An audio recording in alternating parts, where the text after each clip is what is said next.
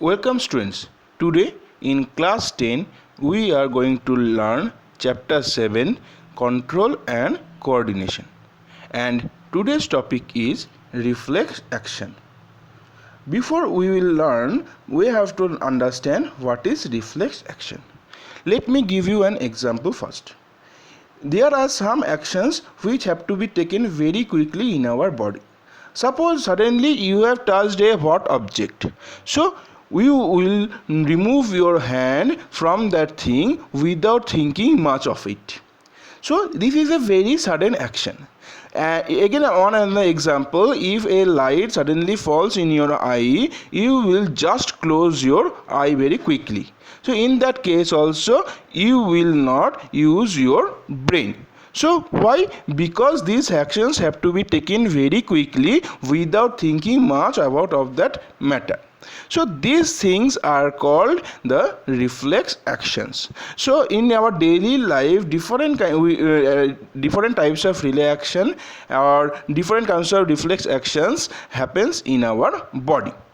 So here also you can see a diagram. A person is touching a hot object. So what will be there? He will remove his hand very quickly, because if he wants to send that message into the brain and want to analyze about that matter, then a much time will be taken about this and the damage will occur very quickly, because the thinking and processing takes little bit more time, because our brain is made up of complex neuron and the message have to be transferred to a long way, and that will take a time. But these type of actions are to be done very quickly and much of thinking is not required in this kind of action. So this will be conducted, or reflex action will be conducted by our spinal cord, which is also a part of central nervous system. So let us try to understand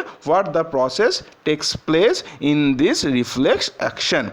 So there is an hot object or hot pan over here. A person suddenly touch that pan and what will happen? The impulse will be going through the sensory neuron to the spinal cord, and in the spinal cord will not send the message immediately to the brain, but it will relay the message to the relay neuron to the effector muscles. So you can see the message just sent back to the effector muscles, nothing goes to the main brain immediately.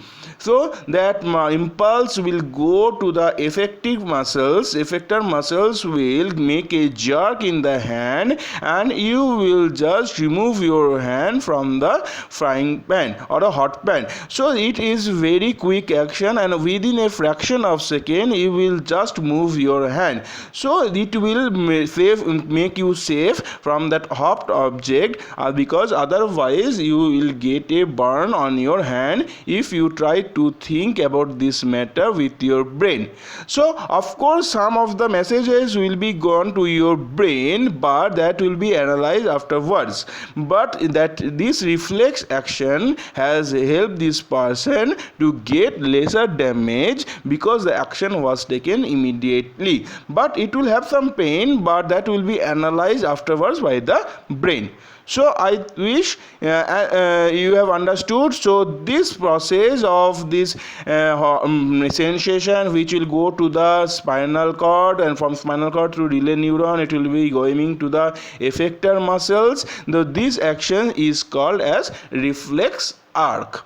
Okay, this arc like structure is called as a reflex arc. So I hope all of you have understood about the reflex action and reflex arc. So thank you for today.